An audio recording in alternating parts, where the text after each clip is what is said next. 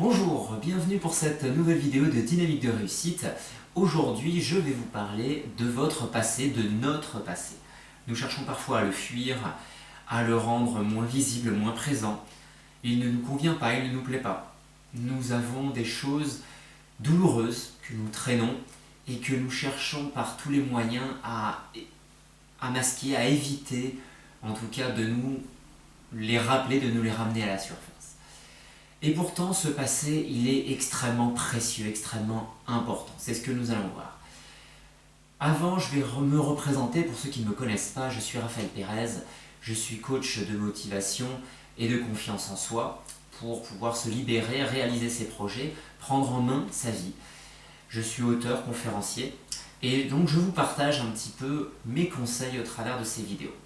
Alors, par rapport à notre passé, alors pourquoi est-ce que je vous dis que notre passé est vraiment capital pour notre vie? Tout simplement parce que sans notre passé, nous ne serions rien. Sans les expériences que nous aurions faites, que nous avons faites d'ailleurs, nous ne sommes rien. C'est grâce à tout ce que nous avons vécu, entendu, lu, fait, que nous pouvons prendre position, que nous pouvons agir, que nous pouvons faire des choses. Si vous n'aviez pas appris à marcher et que vous ne vous étiez pas cassé la gueule des centaines de fois, vous ne pourriez pas marcher aujourd'hui. Pourtant, vous le faites tous très bien. C'est quelque chose que vous faites généralement fabuleusement bien, et même sans y penser. Monter à vélo, vous savez sûrement tous monter sur un vélo et pédaler.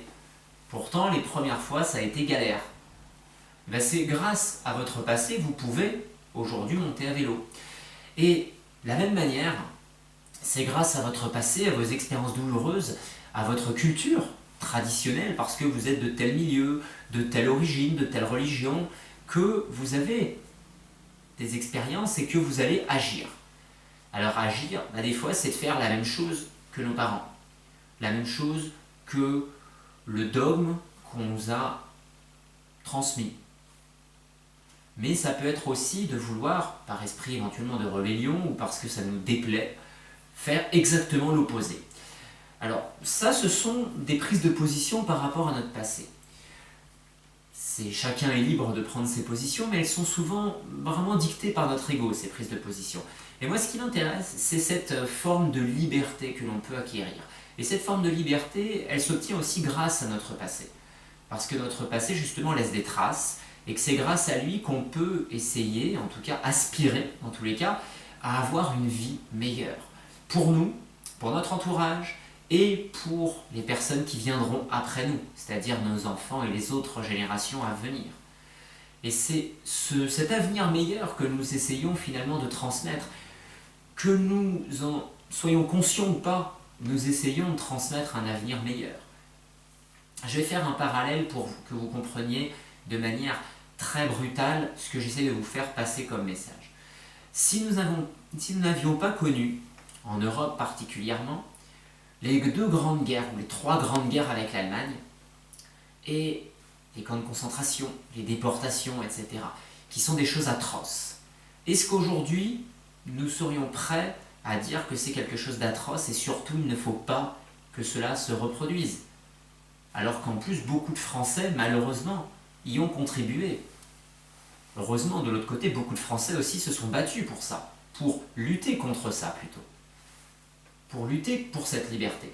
Et aujourd'hui, et quand je dis beaucoup de Français, on pourrait parler dans tous les pays, Là je parle de la France parce que c'est mon pays, mais on pourrait parler d'autres pays.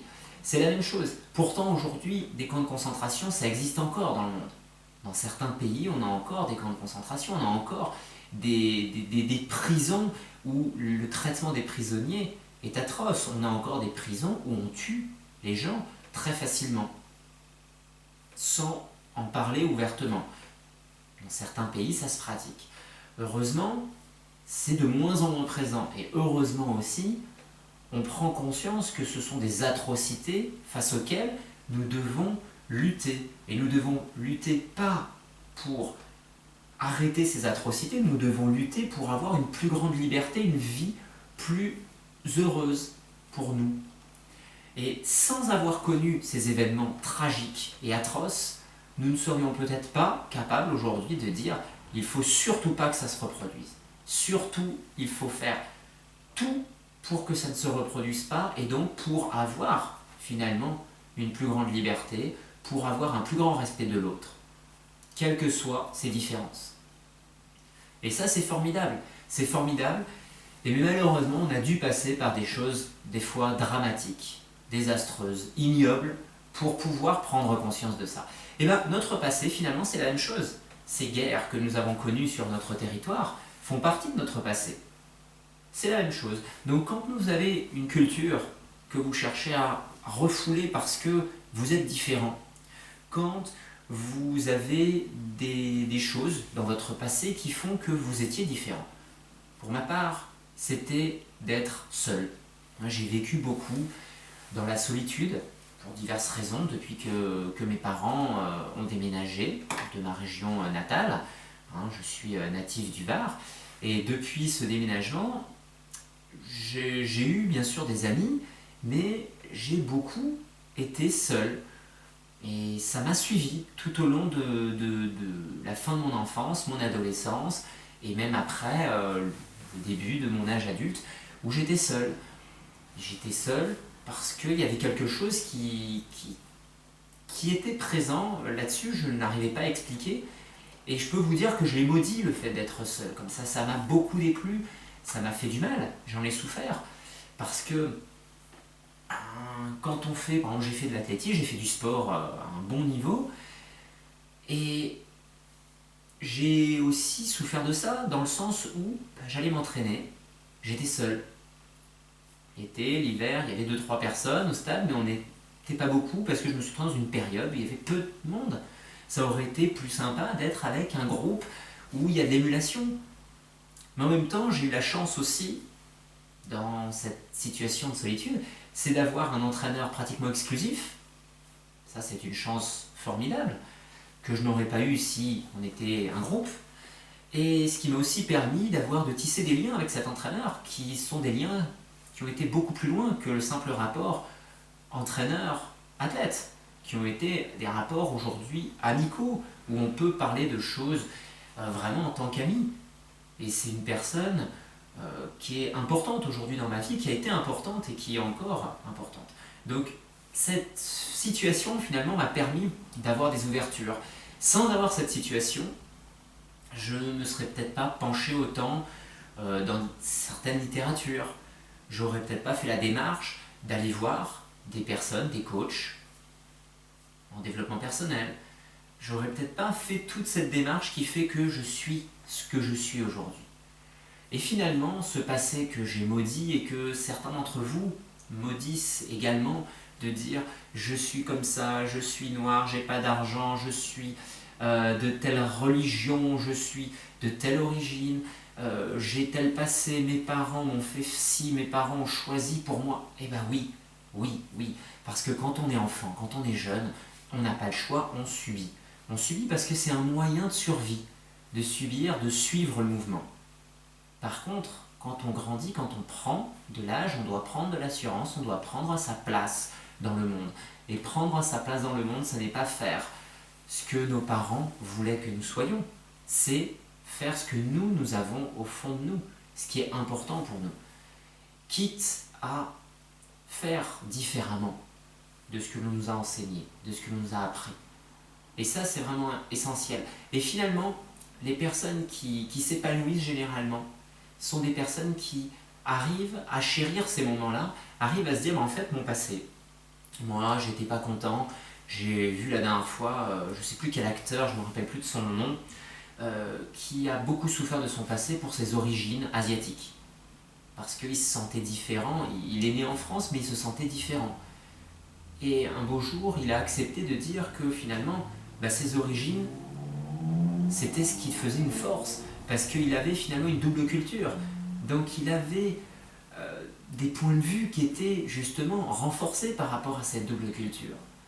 Et donc ce passé, à partir du moment où il a commencé à en faire une force, ça lui a permis de s'envoler, de prendre littéralement une autre dimension.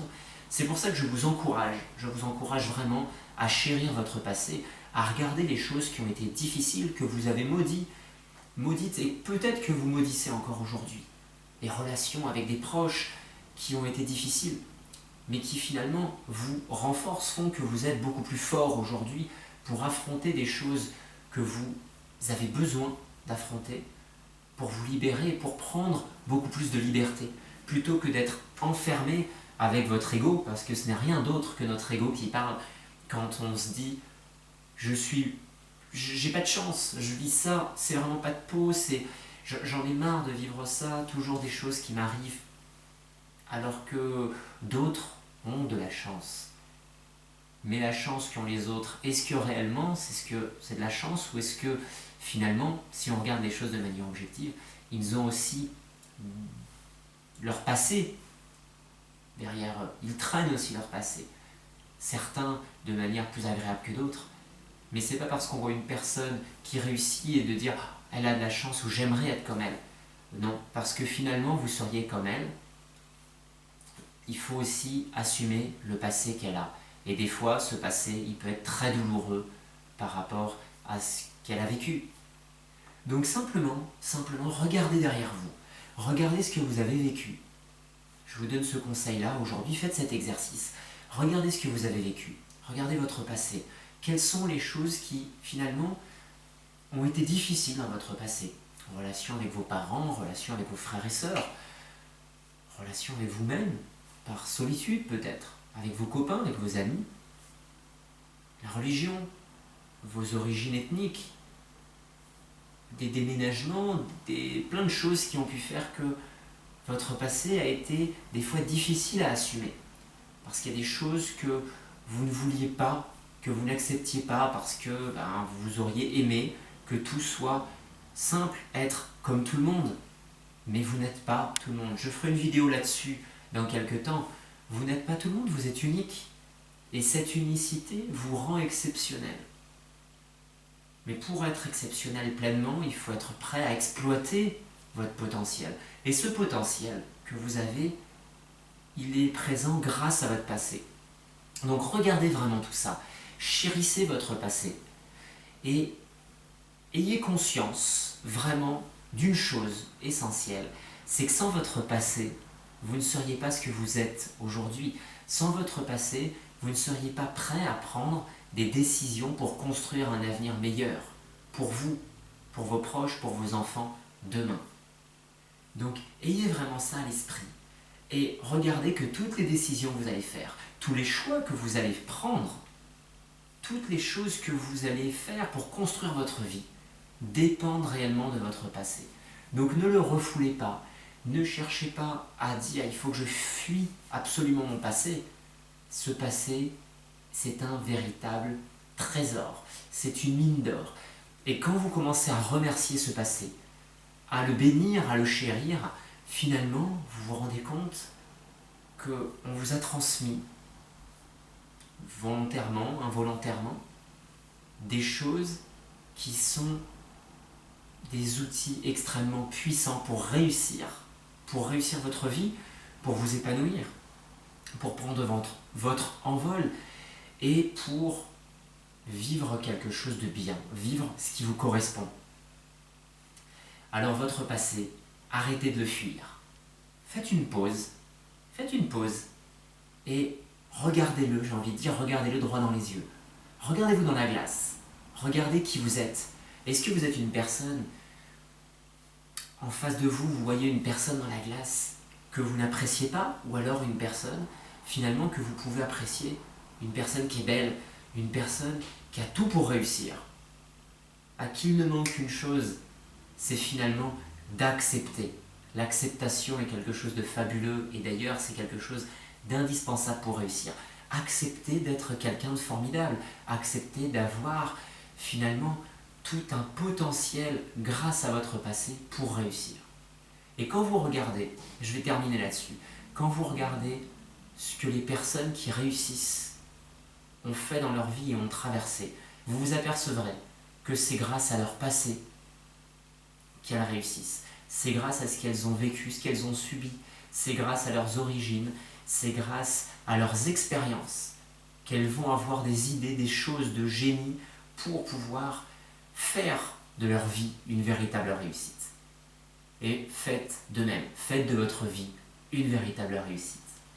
Je vous souhaite une très bonne journée, à bientôt pour de prochaines vidéos.